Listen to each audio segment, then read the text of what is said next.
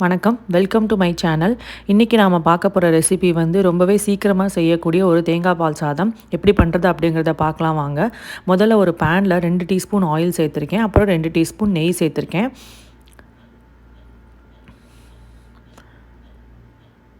இது 2 பட்டை, ஒரு 3 கிராம்பு, 4 ஏலக்காய், சோம்பு ஒரு 1.5 டீஸ்பூன், கல்பாசி சேர்த்துட்டு இதை தாளிச்சிக்கலாம். அடுத்ததாக நான் ஒரு பெரிய வெங்காயத்தை நீட்டமாக கட் பண்ணி எடுத்திருக்கேன். அதையும் இதோட சேர்த்துட்டு வெங்காயம் வதங்கிறதுக்கு உப்பு சேர்த்துட்டு நம்ம வதக்கிக்கலாம்.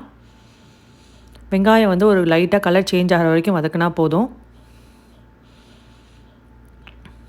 இதோட நான் இன்றைக்கி 5 பச்சை மிளகாய் நீட்டமாக நறுக்கி எடுத்திருக்கேன்.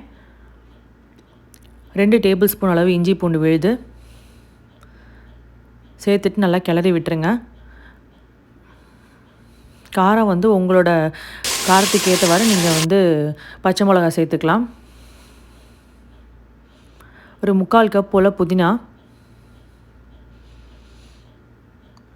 சேர்த்துட்டு கிளறி விட்டுருங்க.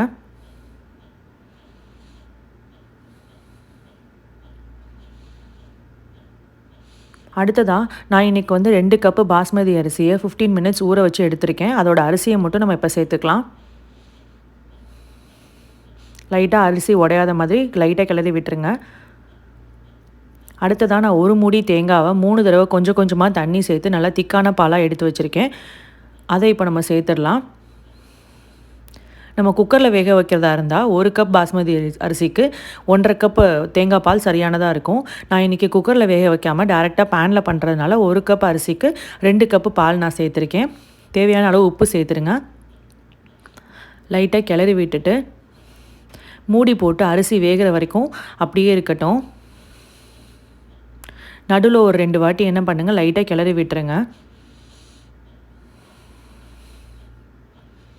ஒரு 4 மினிட்ஸ் 4 நிமிஷம் கழித்து பார்த்தீங்கன்னா கொஞ்சம் இந்த மாதிரி இருக்குது. நான் இன்னும் மூடி போட்டு நல்லா அரிசி மேலே வரட்டும், தண்ணியெல்லாம் லைட்டாக வடியட்டும். ஆல்மோஸ்ட் இப்போ குக் ஆகிட்டுருக்குங்க. நான் வந்து அரிசி நல்லா வெந்ததுக்கப்புறம் ஃப்ளேமை வந்து ஆஃப் பண்ணிவிட்டேன். ஃப்ளேமை ஆஃப் பண்ணிவிட்டு ஒரு 5 நிமிஷம் கழித்து பார்த்திங்கன்னா நல்லா அரிசி வந்து உதிரியாக வரும். நம்மளுக்கு எப்போவுமே வந்து பாஸ்மதி அரிசி எந்த இது பிரியாணி செஞ்சாலும் சரி, குக் பண்ணின உடனே எடுத்திங்கன்னா வந்து கொஞ்சம் குலையறதுக்கு வாய்ப்பு இருக்குது. நான் கொஞ்ச நேரம் அப்படியே மூடி போட்டுட்டு அப்படியே ஒரு 5 நிமிஷம் கழித்து எடுத்திங்கன்னா நல்லா அரிசியும் உதிரியாக இருக்கும். இன்றைக்கி நான் வந்து தேங்காய் பால் சாதத்தோட சிக்கன் கிரேவி செஞ்சுருந்தேன். ரொம்பவே டேஸ்ட்டாக இருந்ததுங்க. கண்டிப்பாக ட்ரை பண்ணுங்கள். கண்டிப்பாக உங்களுக்கும் ரொம்ப பிடிக்கும். என்னோடய சேனல் ஃபஸ்ட் டைம் பார்க்குறதா சப்ஸ்கிரைப் பண்ணுங்கள்.